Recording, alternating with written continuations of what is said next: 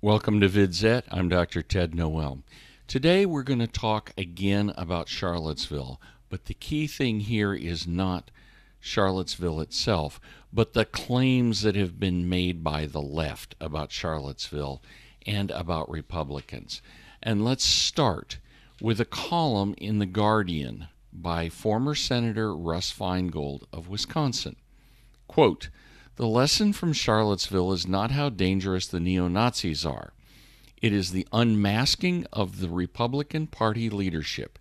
In the wake of last weekend's horror and tragedy, let us finally rip off the veneer that Trump's affinity for white supremacy is distinct from the Republican agenda of voter suppression, renewed mass incarceration, and expulsion of migrants."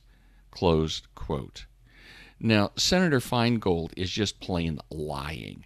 First of all, when we talk about expulsion of immigrants, illegal immigrants are not illegal immigrants. They are illegal aliens. They are citizens of another country who have entered here illegally.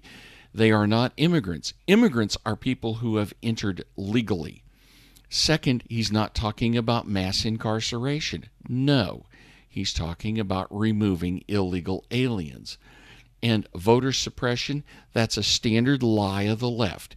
Voter ID, which is supported by blacks and which has resulted in increased black voting, is regarded as voter suppression, even though the Supreme Court has upheld it on repeated times. So let's look at a little bit of history. First of all, we know that Stormfront, the website of the white racists, the neo-Nazis, talks clearly about the upward development of the white race. There is absolutely no doubt that these people are despicable racists. There's no question. And when you look at some of the things they use to support their position, it's garbage. When they look at the theological positions, it's garbage. And I'm speaking here as a theologian because that's one of my other hats. But let's look at the history of racism in the United States because it is too important not to remember.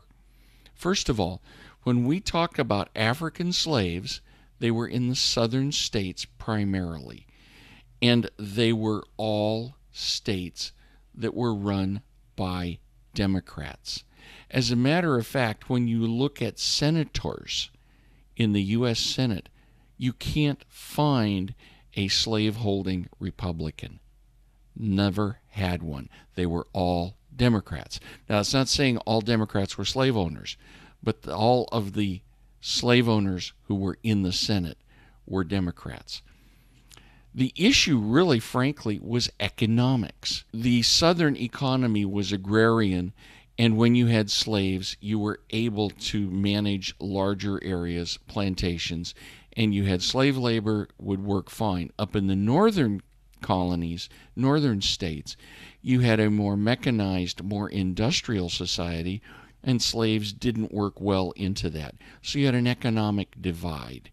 And ultimately, the Civil War was more about economics than anything else. But when we look at the things that led up to it, let's take a minute and look. In 1854, the Republican Party was founded. It elected its first president.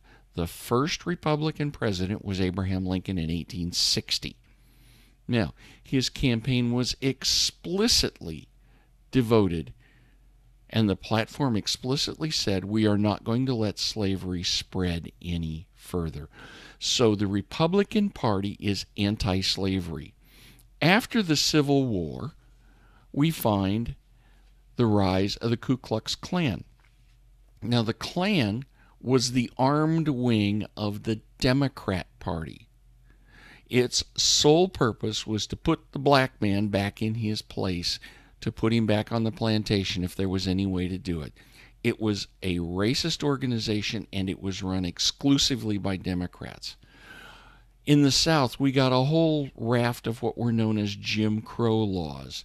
The blacks have to sit in the back of the bus. They have to have separate bathrooms. They can't eat at the white lunch counter and so on. Every one of those was passed by the Democrats.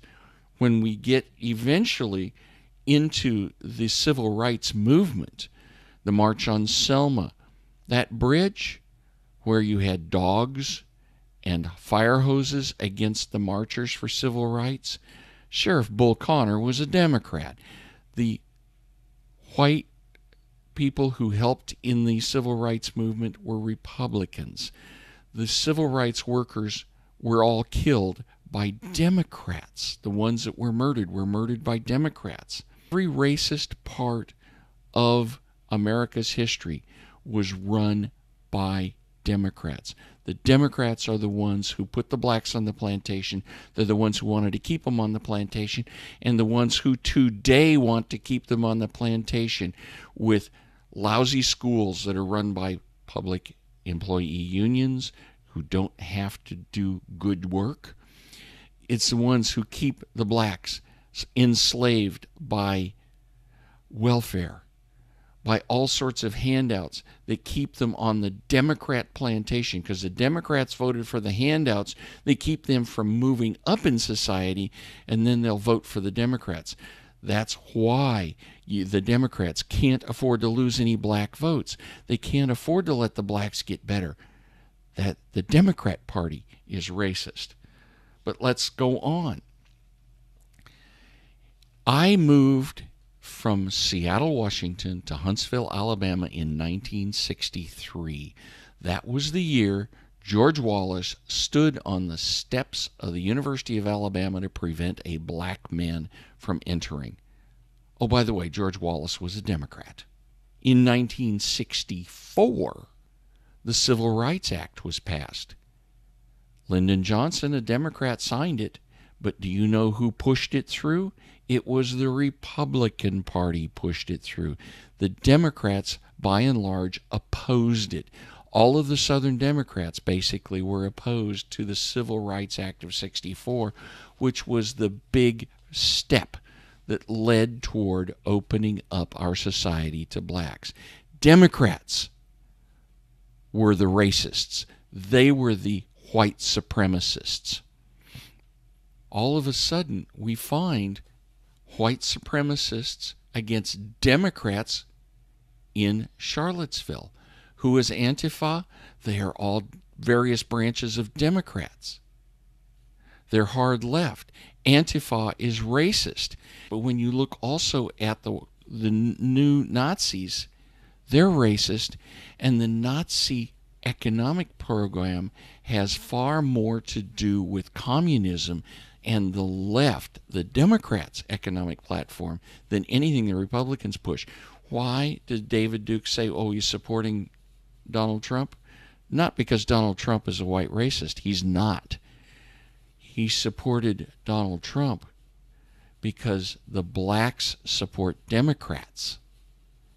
Remember, they're kept on the plantation by Democrat politics. And therefore, because the Democrats are aligned with the blacks right now, the white racists align themselves with Republicans. It's not that Republicans are white racists. It's the white racists, the neo-Nazis, who vote with the Republicans.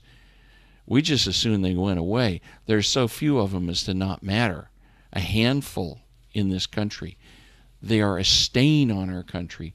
But free speech, remember, we have to allow despicable speech. When Allison Camerata of CNN asked a panel of pro-Trump voters after the Phoenix speech last night whether anything made them change, they said no. Well, and then she asked further about distinguishing between the neo-Nazis and Antifa and the other Democrats. And one of the panelists said, you know, you're asking us to distinguish between Hitler and Stalin. They're all lined up with total government control. When you look at it, the history does not support the idea that Republicans have anything to do with racism. Republicans broke the back of racism. Republicans are the ones who have been promoting economic liberty for the blacks. And when you look at it, Donald Trump in his inaugural address pointed out there were three things that everybody wants. They want safe streets. That means you've got to have good police and law enforcement. They want good schools, which means you have to have school choice, which the black community endorses all over the place. That's why in Washington, D.C., which is vastly, overwhelmingly black, there is a huge waiting list for kids to get signed up for charter schools and get out of the jail of the public schools. And those are black kids. And third, they want good jobs. But the Democrats never have had a plan for good jobs. What we have to do is reestablish economic freedom. We have to kill regulation. We have to kill taxes, because every word of regulation kills jobs. We need to kill regulations and grow jobs. Every dollar of taxes kills jobs, so we need to kill taxes and grow jobs. What do the Democrats want? More regulation, more taxes. The Democrats stand opposed to everything that would make life better for the black community. Who are the real racists? It doesn't matter what words they use. They've declared that a word means something when it doesn't. They are the liars. We have to educate. The job is to point out that the true racists are neo-Nazis and Democrats. Antifa is racist. Black Lives Matter is racist. But the true racists have nothing to do with the Republican Party. They have nothing to do with Donald Trump. And Donald Trump is going to continue forward. He will do good things. But we have to show, we have to educate. People need to understand that the people who are keeping the blacks in jail, they're keeping them in chains, are the Democrats. I'm Dr. Ted Noel. Thanks for listening.